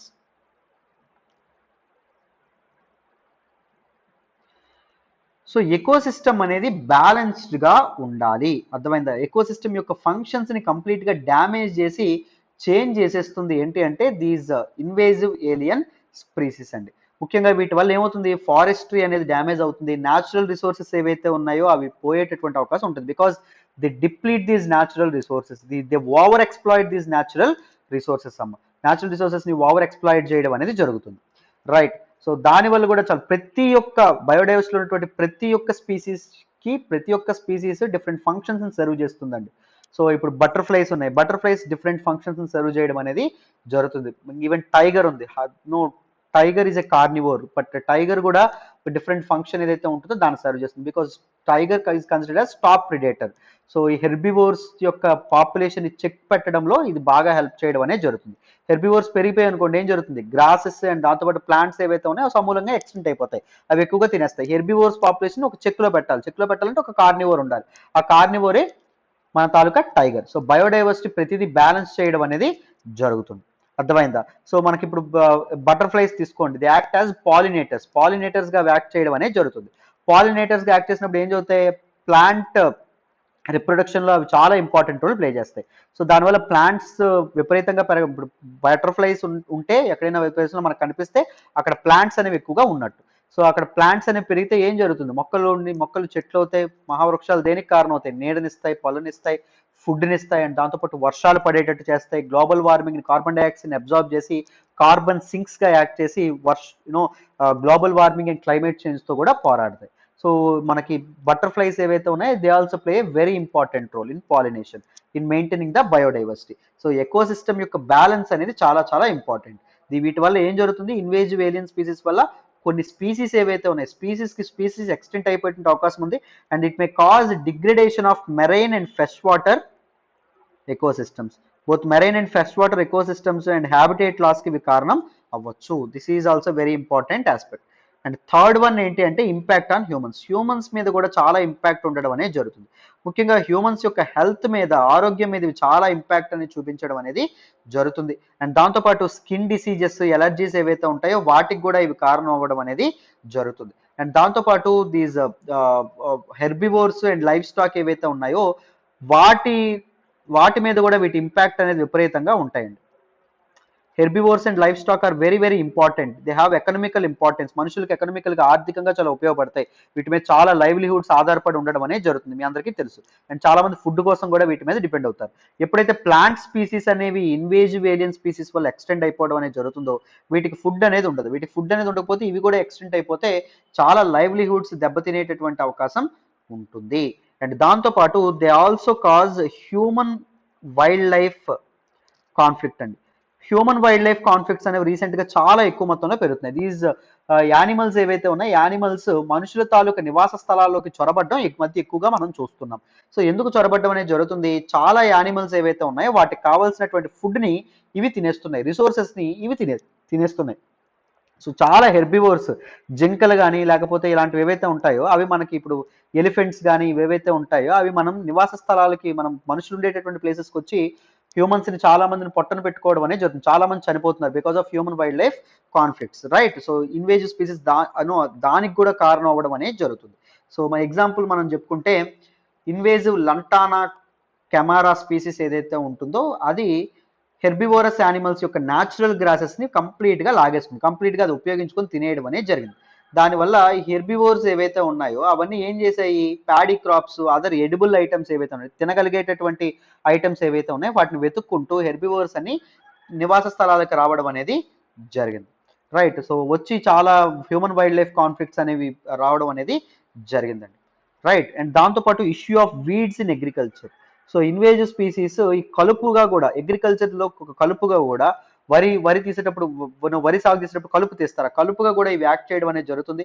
సో ఈ కలుపు అనేది ఎక్కువగా ఉన్నప్పుడు రైతులు ఏం చేస్తారు, దీస్ కెమికల్స్ అండ్ దాంతోపాటు ఫెర్టిలైజర్స్ ఎక్కువగా స్ప్రే చేస్తారు. వాటి వల్ల సాయిల్ హెల్త్ ఏదైతే ఉంటుందో సాయిల్ హెల్త్ అనేది విపరీతంగా డ్యామేజ్ అవ్వడం అనేది జరుగుతుంది. అండ్ సాయిల్ క్వాలిటీ ఏదైతే ఉంటుందో క్వాలిటీ కూడా విపరీతంగా డిటీరియేట్ అవ్వడం అనేది జరుగుతుంది, కంప్లీట్ గా డ్యామేజ్ అవ్వడం అనేది జరుగుతుంది. అండ్ ఈల్డ్ ఏదైతే ఉంటుందో, పంటల తాలూకు ఈల్డ్ ఏదైతే ఉంటుందో అది పడిపోవడం వల్ల మళ్ళీ హ్యూమన్స్ కి ఎకనామికల్ డ్యామేజ్ అనేది కలిగేటటువంటి అవకాశం ఉంటుంది. అర్థమైందా? సో అది మనకి ఇక్కడ చెప్పడం అనేది జరిగింది. These are important aspects of invasive alien species. You can expect a question, definitely expect a question on invasive alien species అండి. సో జాగ్రత్తగా మీరు నోట్ మేకింగ్ అనేది చేసుకోవాలి, చాలా చాలా చాలా ఇంపార్టెంట్ ఆస్పెక్ట్. మరి ఇప్పుడు విత్ దిస్ బ్యాక్గ్రౌండ్ న్యూస్లోకి ఏమొచ్చిందో తెలుసుకునే ప్రయత్నం చేద్దాం, అర్థం చేసుకునే ప్రయత్నం చేద్దాం, వినండి.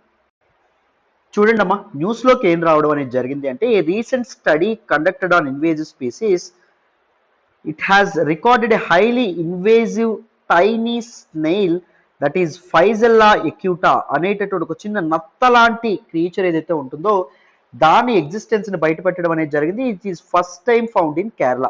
కేరళలో ఇది మొదటిసారి కనిపించడం అనేది జరిగిందంటమ్మా. And it is highly invasive in nature and it grows rapidly.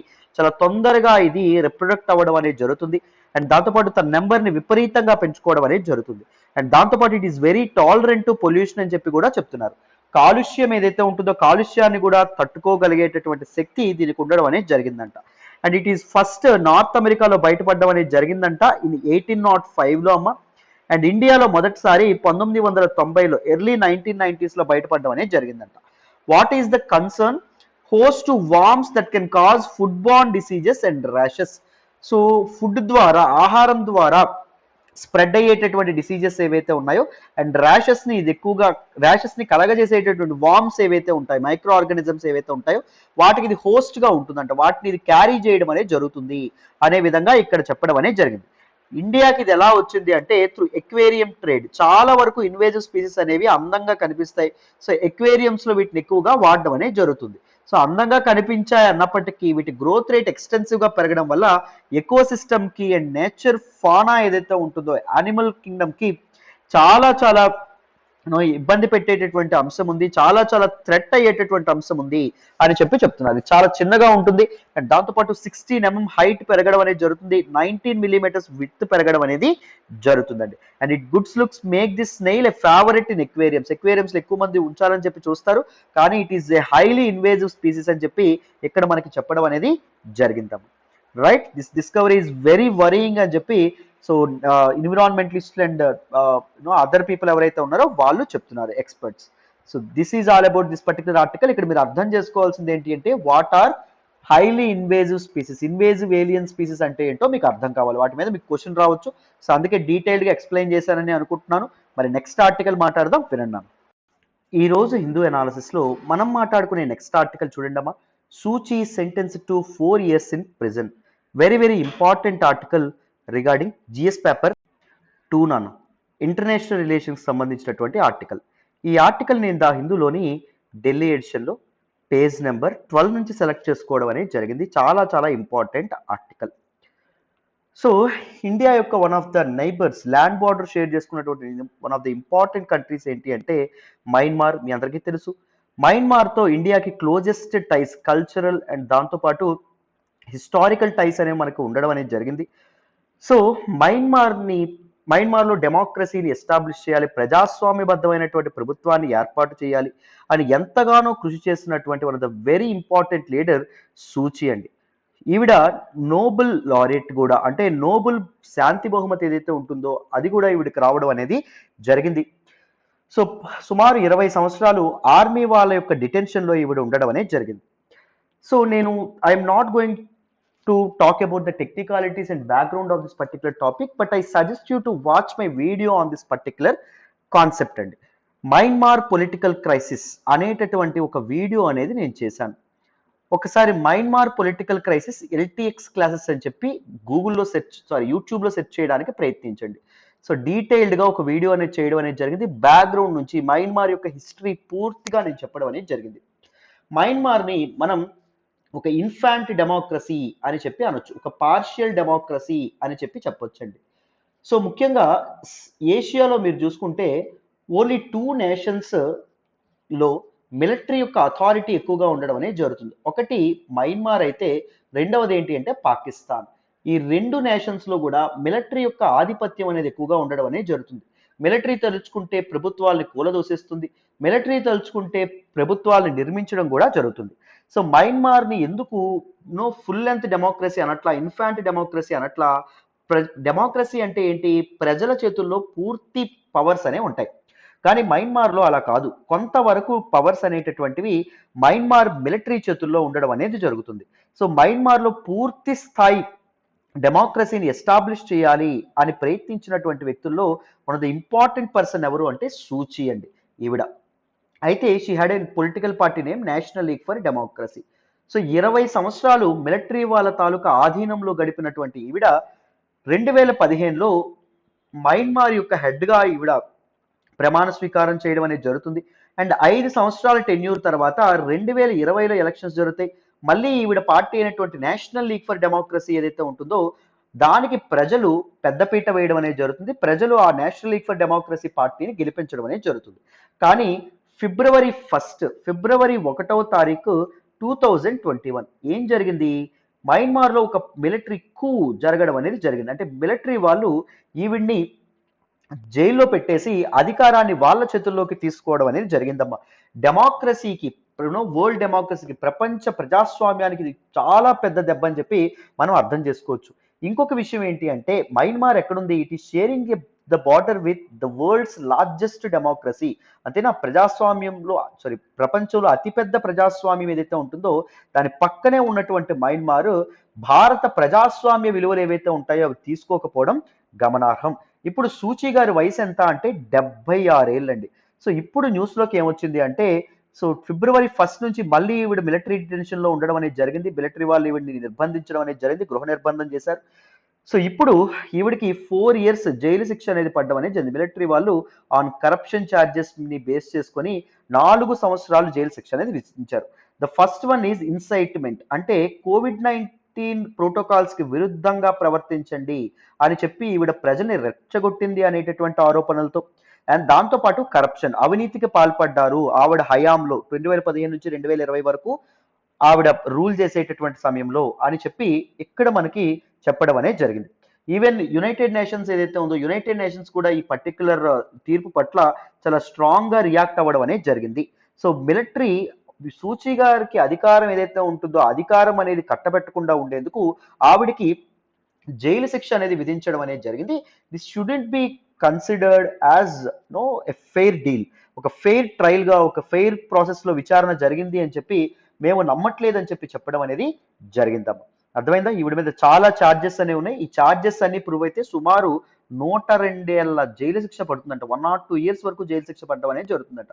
She already 76, అంటే జైల్లోనే ఈవిడ మరణించేటటువంటి అవకాశం ఉంటుంది అని చెప్పి చెప్తున్నారు. మీరు కర్మ సిద్ధాంతాన్ని ఎంతవరకు నమ్ముతారో నాకు తెలియదు, కానీ సూచి ఈవిడికి నోబెల్ ప్రైజ్ అనేది రావడం అనేది జరుగుతుంది. ఎందుకు? బికాజ్ 20 ఏళ్ళు దీనిలో మిలిటరీ డిటెన్షన్లో, మిలిటరీ ఆధీనంలో ఈవిడ గడిపినప్పటికీ ఎప్పుడూ ప్రజల్ని ప్రొవోక్ చేయలేదు, ఎప్పుడూ ప్రజల్ని తన వైపు రమ్మని అడగలేదు. సో నా కోసం ప్రొటెస్ట్ చేయండి అని ఎప్పుడూ అనలేదు. మీ జీవితం అనేది మీరు గడపండి, మీకోసం మీరు బతకండి, మీ కుటుంబాల కోసం బతకండి అని పిలుపిచ్చారు. అయితే ఎప్పుడైతే అధికారంలోకి వచ్చిన తర్వాత మయన్మార్‌లో ఉన్నటువంటి మైనారిటీ గ్రూప్ రోహింగ్యాస్ ఎవరైతే ఉంటారో, రోహింగ్యాస్ మీద ఎథ్నిక్ క్లిన్సింగ్‌కి పాల్పడినటువంటి, జెనోసైడ్‌కి పాల్పడినటువంటి మిలిటరీ ఏదైతే ఉందో, మిలిటరీ వాళ్ళ మీద ఈవిడ ఎటువంటి చర్యలు తీసుకోలేదండి. అర్థమైందా? ఎథ్నిక్ క్లెన్సింగ్ అంటే ఏంటంటే if you belong to A particular group you will be killed అని చెప్పి అర్థం. మీరు నువ్వు ఆడా మగా లేకపోతే ఏంటని మాకు ఇది లేదు. సో నువ్వు రోహింగ్యా అయితే నిన్ను మేము చంపేస్తాం అనేటటువంటి ధోరణ మిలిటరీ వాళ్ళు ఎవరైతే ఉన్నారో మయన్మార్ మిలిటరీ చూపించినప్పుడు ఇప్పుడు నిమ్మకుండడం అనేది జరిగింది. వాళ్ళ పాపం ఆర్తనాదాలతో ఎంతో మంది రోహింగ్యాస్ మయన్మార్ లో చంపబడ్డం అనేది జరిగింది ఆ మిలిటరీ వాళ్ళ చేతుల్లో. రైట్. సో అప్పుడు ఒక్క మాట కూడా ఈవిడ మాట్లాడలా. సో దానివల్ల చాలా క్రిటిసిజం అనేది ఈవిడ ఫేస్ చేయడం అనేది జరిగింది. సో అలాంటి అంతమంది ప్రజల శాపనార్థాలు ఏవైతే ఉన్నాయో అలాంటివి తగిలాయి అని చెప్పి చాలా మంది క్రిటిక్స్ కూడా చెప్పడం అనేది జరుగుతుంది. మయన్మార్ పొలిటికల్ క్రైసిస్ అనేది మీకు అర్థం కాకపోతే you will never understand this particular article. So what you need to do, Myanmar political crisis LTX classes అని యూట్యూబ్లో సెర్చ్ చేయండి. ఆ వీడియో అనేది చూడండి, మీకు డీటెయిల్డ్గా క్లాసెస్ అనేవి డీటెయిల్డ్గా పర్టికులర్ క్లాస్ అనేది అర్థమవుతుంది. అర్థమైందా నాన్న? This is all about this particular article. డీటెయిల్డ్గా మీకు ఈ ఆర్టికల్ కూడా అర్థమైందనే అనుకుంటున్నాను. This is all about today's the Hindu analysis. ఈ రోజు హిందూ అనాలిసిస్ కంప్లీట్గా డీటెయిల్డ్గా మీకు అర్థమైందనే అనుకుంటున్నాను. Right. Many articles are of repetitive in nature అండి. మనం ఆఫ్స్పా గురించి మాట్లాడామా? ఓన్లీ ఆఫ్స్పా కంటెంట్ మీద సుమారు ఈ రోజు 6 ఆర్టికల్స్ వచ్చాయి. సో ఆఫ్స్పా అర్థమైతే మీకు ఆ 6 ఆర్టికల్స్ కూడా మీరు ఓన్గా చదివినా మీకు అర్థమైపోతుంది. అందుకే నేను I always focus on issue based aspects. And కొంతమంది ఎక్కువ ఆర్టికల్స్ కవర్ చేయమంటున్నారు. So I will try to cover more articles from tomorrow. నేను ఎక్స్ప్లెయిన్ చేసే ప్రయత్నం చేస్తాను. ఓకేనా? సో బట్ బ్యాక్గ్రౌండ్స్ అండ్ దాంతోపాటు ఇష్యూని తెలుసుకునే ప్రయత్నం చేయండి. ఎందుకు అంటే హిందూ అనాలిసిస్ అనేటటువంటిది మీరు ఓన్గా వీలైనంత త్వరగా పేపర్ పట్టుకోవడానికి హెల్ప్ అవ్వాలి, కానీ మీరు నిరంతరం కంటిన్యూస్గా మన హిందూ అనాలిసిస్ మీద డిపెండ్ అయ్యేటట్టు అవ్వకూడదు. ఎందుకంటే యువర్ పొటెన్షియల్ బ్యూరోక్రాట్స్ మీ ఓన్గా చదవడం మీకు రావాలి, మీ ఓన్గా ఎనలైజ్ చేయడం అనేది మీకు రావాలి. నేను ఇప్పుడు ఎలా అయితే టకటకా చెప్తున్నానో అలాగే మీరు వేరే వాళ్ళకి చెప్పేంత స్థాయికి ఎదగాలి. సో ఇంకన్ని బ్యాక్గ్రౌండ్ ఆస్పెక్ట్స్ వీలైనంత త్వరగా తెలుసుకోవాలనుకుంటే try to join hour current affairs course. And మళ్ళీ మీ అందరికీ సజెస్ట్ చేస్తున్నాను, హిస్టరీ కోర్స్ అనేది it will do wonders for you. నన్ను నమ్మండి. మళ్ళీ చెప్తున్నాను, ancient, medieval, modern, post independence, world history, art and culture, వీటన్నింటి తాలూకు నోట్స్ ఇవన్నీ మీకు చక్కగా రికార్డెడ్ క్లాసెస్ ప్రొవైడ్ చేయడం అనేది జరుగుతుంది. కథల రూపంలో డీటెయిల్డ్గా చెప్పుకుంటా. ఒకసారి శాంపుల్ వీడియోస్ చూడండి, చూసిన తర్వాత మాత్రమే డెసిషన్ తీసుకోండి. అండ్ ఇంకొక విషయం చెప్తాను, జాగ్రత్తగా వినండి. మన ఇన్స్టిట్యూట్లో నేను చెప్పేటటువంటి ఆప్షనల్స్ ఏంటి అంటే 2 ఆప్షనల్స్. ఒకటి ఆంథ్రోపాలజీ, రెండవది సోషియాలజీ. ఈ 2 ఆప్షనల్స్ ఏవైతే ఉన్నాయో వీటి యొక్క డెమో వీడియోస్ ఏవైతే ఉన్నాయో చూడండి. ఈ ఆప్షనల్స్ మీకు కాన్సెప్చువల్ క్లారిటీ డీటెయిల్డ్గా అర్థం అవుతుంది అని మీకు అనిపిస్తే మీరు చక్కగా జాయిన్ అవ్వచ్చు. మళ్ళీ చెప్తున్నాను, చాలామంది స్టూడెంట్స్ యొక్క ఎక్స్పీరియన్సెస్తో మీకు చెప్తున్నాను. యూనో కాన్సెప్చువల్ క్లారిటీ చాలా ఇంపార్టెంట్. మన అమ్మ భాషలో, తెలుగు భాషలో డీటెయిల్డ్గా మనం నేర్చుకుంటాం. So it will do wonders for you. మీరు రిగ్రెట్ అవ్వరు. నన్ను నమ్మండి, నన్ను నమ్మి జాయిన్ అవ్వండి ఆప్షనల్ క్లాసెస్. ఎవరికైనా ఈ 2 ఆప్షనల్స్ మైండ్లో ఉంటాయి. ఓకేనా నాన్న? మీకు నా ఎక్స్ప్లెనేషన్ వస్తున్నట్టయితే please keep liking our videos. మీ ఫ్రెండ్స్తో షేర్ చేసుకోండి, ఎలా ఉందో కామెంట్ చేయండి. Thank you so much for all the support and all the love so far. Thank you so much అమ్మ. మళ్ళీ రేపటి హిందూ అనాలిసిస్లో కలుద్దాం నాన్న. బాయ్ అమ్మ.